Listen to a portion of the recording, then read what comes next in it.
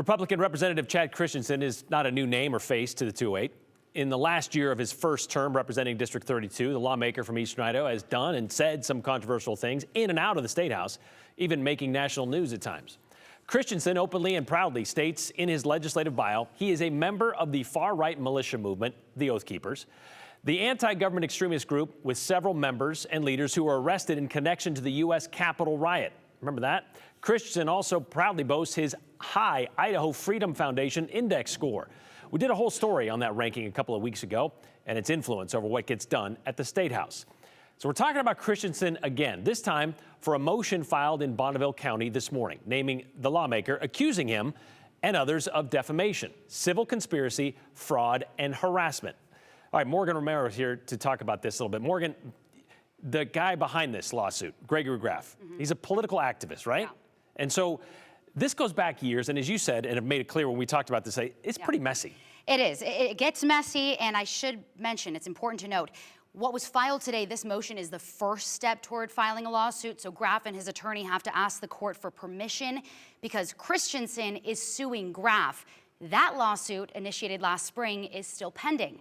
Christensen isn't the only one named in Graf's lawsuit. Graf also plans to sue Idaho Freedom Foundation Vice President Dustin Hurst, Idaho Second Amendment Alliance founder Greg Pruitt, and Christensen's boss at an insurance agency, Emily Robinson. I hope you guys are keeping track of this. Graf claims they took part in an elaborate scheme and he was set up. For background, Christensen sued Graf for defamation last year. He alleges Graf tried to get him fired from his job at State Farm in 2020 by sharing information about him with his boss, Robinson. For a few years now, Graf has been very critical of Christensen, IFF, and lawmakers who score highly on that index we mentioned. Graf launched a website called Idaho Conservatives. You can see it right there. Published articles about far-right lawmakers and helped elect GOP candidates to beat them. These court records show Robinson asked Graf for intel on Christensen, and she was recording their phone call. Graf and his attorney allege Christensen conspired with her to record that call, helping his boss set it up. And then the recording was given to Greg Pruitt and Dustin Hurst. They then published these articles online, blasting Graf. Graf alleges they tried to get him fired from his job, interfered with his ability to make a living, defamed him, harassed him, and doxed him and his family. I'm having to defend my personal reputation. The strain this put on me and my career was insane. And it wasn't right. So they can throw whatever they want at me, and I will not concede. I will not stop defending what is right in this case. So when that happens, when someone fights back, their confrontational playbook tells them, well, you have to double down, right? So that's what they did. They continued to double down, and it just got worse and worse and worse.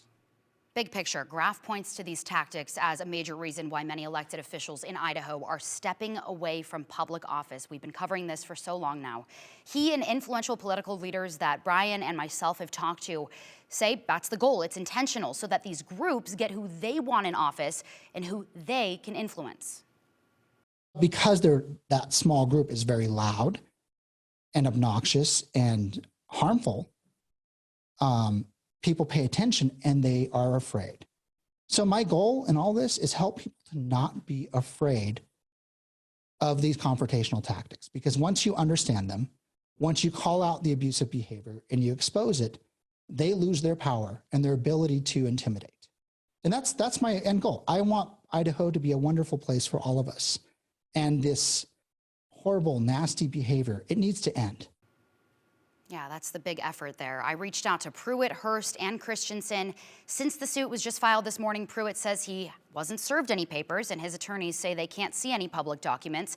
He wrote, quote, apparently the media gets to know about the lawsuit before I do and has documents that I don't have and my attorney doesn't have. Therefore, I cannot comment on the suit. That's understandable. However, Christensen told me he wasn't interested in commenting, and Hurst did respond to me via email. He said he's not interested in playing, quote, Graf's game, calling him an unhinged political operator, saying he, quote, waited till an election year to file it. It's very obvious what's happening, Hurst said. Graf's attorney says they have a hearing on this on April 28th when they plan to formally file that lawsuit, Brian. Okay, so the question to you, Morgan, we didn't do anything when Christensen filed the lawsuit against Graf. Why is this something that we're looking into? Why is this important? Yeah, And he touched on it in some of those sound bites, but I think it goes back to media did cover this when it happened. You know, Post-Register, Spokesman Review, a lot of people had articles about this online when Christensen filed against Graf. Yeah. But a big reason we're focusing on this and we're talking about it now is Representative Chad Christensen is a sitting lawmaker. He serves in the House of Representatives, and the fact that this again is against multiple other players that have a stake in politics in Idaho.